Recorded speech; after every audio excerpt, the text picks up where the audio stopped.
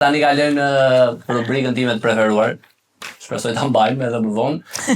Në vendin e gabuar me Denisin, më vonë dhe me Iglin. Sot së bashku do të jemi dëshmitar të përgatitjes tradicionale të një ëmbëlsire ikonike japoneze e quajtur mochi. Kujdes se ka shurr aty. Ka shurr. Mochi është një ëmbëlsirë me teksturë të butë dhe nga këto pamje kuptojmë që të gjithë që e hanë u marrin syt një formë të çuditshme.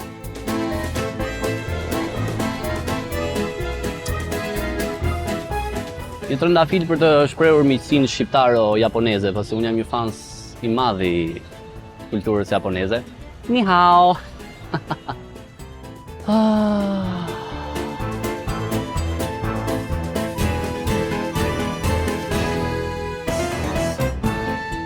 Salla është plot me njerëz kurioz, njerëz të uritur dhe njerëz të këqinj. Dhe është e sigurt që ka njerëz të këqinj, kudo ka. Ndërkohë që një grua e parëndësishme fliste para të gjithëve, ne patëm mundësinë të takojmë ambasadoren japoneze. Dashuria triumfon. Çdo sekond ishte argëtuese. Pas shumë përkuljeve dolën tenxheret. Kurioziteti im është një oqean.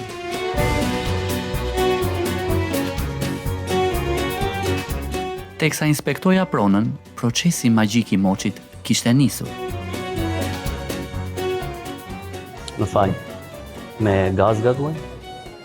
Përsëri doli në skenë gruaja e panjohur, e cila rezultoi të ishte një magjistare dhe i detyroi të gjithë të thoshin fjalë pa kuptim.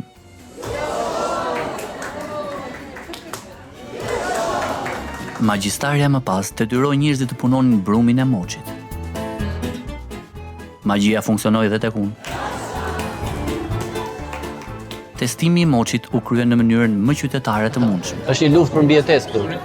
Nuhatja e një zagari gjahu. Ta nuhas pak atë supën?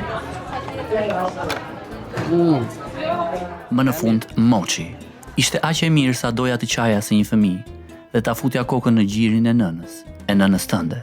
Po tëndes, ti që po e dëgjon. Kësaj eksperience po i vinte fundi, por nuk munda të rri pa provuar edhe panakotën me maça, që ky human i vogël kishte vjedhur nga magjistari. Vrapo para se të na shikojnë, vrapo.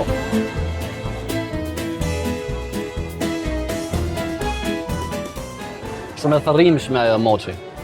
I lumtur që vendi ynë mikpriti të organizoi këtë lloj eventi.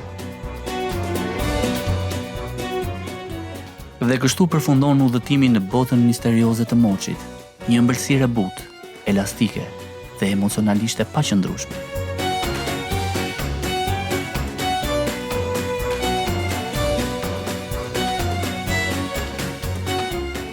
Weird të themi që i dashurin vdes për ty të ka shumë gjë, po mirë. E di kush është weird që edhe unë vdes për të dashurin.